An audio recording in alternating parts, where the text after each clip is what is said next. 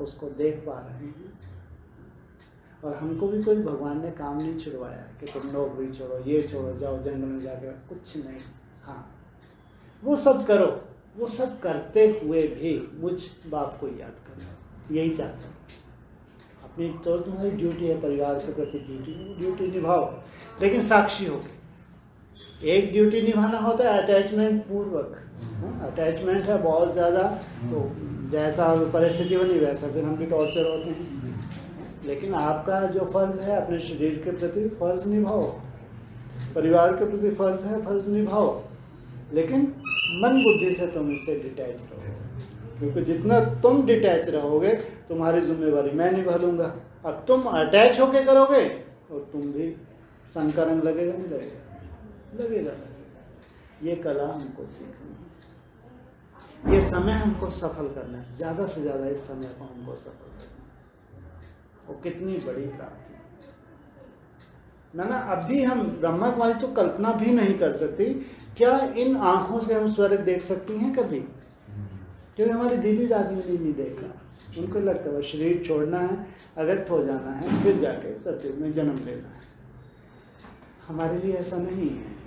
हम तो इसी शरीर को परिवर्तन करना है, हमारे लिए तो बहुत बड़ा चैलेंज है। इस तामसी शरीर को सात्विक बनाना। हमारे पास केवल एक पॉइंट है बस, मुरली का एक पॉइंट नहीं है, मुरली के 2 पॉइंट है। एक ब्रह्मा कुमारी का पॉइंट है। ब्रह्मा कुमारी क्या बोलती हैं?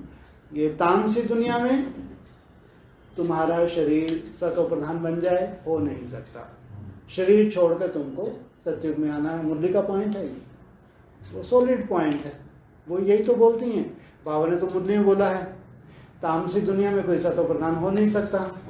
पहले ये प्रकृति के 5 तत्व सतो प्रधान बनेंगे, फिर हमको सतो प्रधान शरीर मिलेंगे। इसलिए उनको मालूम है शरीर छोड़ के जाना ही। तुम्हारे पास भी पॉइंट है, मुरली में ही आया है। जब तुम्हारी आत्मा सतो प्रधान बन जाएगी, तुम्हारे शरीर के 5 तत्व भी परिवर्तन होंगे, सतो प्रधान होंगे। 2 पॉइंट है, मुरली में ही है। इसमें 2 तरह के बच्चे हैं। एक है जिनको कहा है गॉड गॉडेज मुरली में, तुम हो भगवान भगवती, तुम डायरेक्ट नर से नारायण, नारी से लक्ष्मी बनते हो। दूसरा पॉइंट बोला तुम हो देवी देवता। माना जो गॉड गॉडेज के द्वारा जिनका जन्म होगा योग बल के द्वारा, वो देवी देवता कहलाएंगे। जिनको टाइटल मिला गॉड गॉडेज का, वो जैसे कि भगवान भगवती कहलाएंगे। 2 कैटेगरी का, एक हो गए रचयिता, एक हो गए रचना।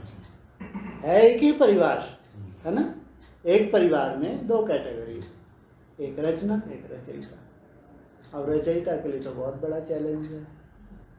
तामसी दुनिया में चारों तरफ तामसी वायुमंडल, 5 तत्व तामसी हैं।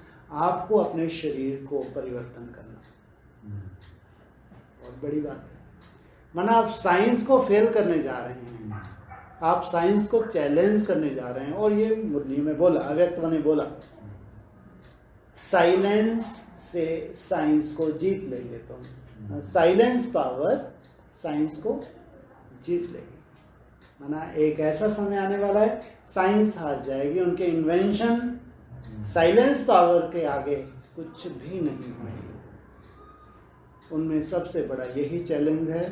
साइंस नहीं मानती है कि तुम इसी शरीर को, जो भी वो अभी इंस्ट्रूमेंट बनाएंगे, हमारी जो परिभाषा है सतो प्रधान की, वो कहते हैं इस वायुमंडल में ऐसा हो नहीं सकता। साइंस भी यही बोलेगी।